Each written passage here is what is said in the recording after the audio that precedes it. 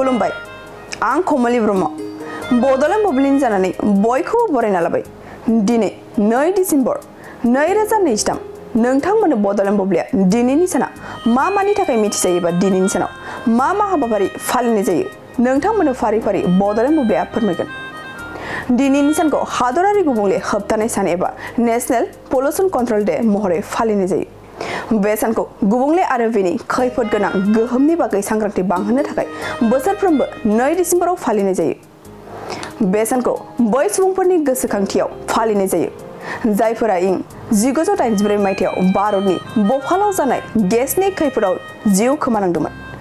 जायखौ बयनिख्रुइबो देरसिन दारिमिनारि खैफोदफोरनि गेजेराव मोनसे मानिनाय जायो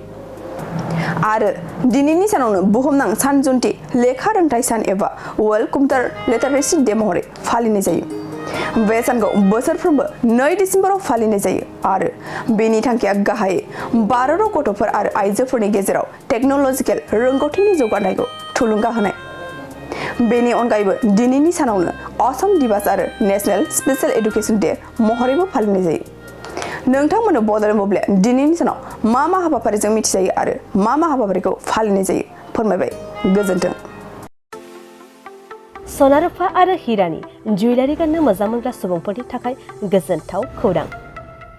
दासान्दि फुजा बोथोरखाय खम बेसेनाव फानगासिनो MSCB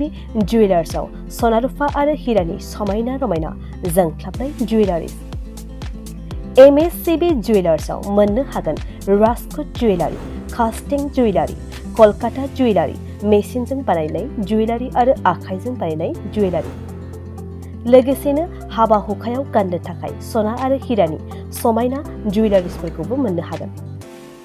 MSCB जुवेलार्सआनो दं क'क्राझार सहरजों नांजाबनाय क'क्राझार रेल गेटनि साखाथि वार्ड नं 5 बिबेकानन्द पथआव MSCB जुवेलार्सजों थोंजोङै जगाजग खालामनोबो हागोन 9954273079 जानबुं अनजिमायाव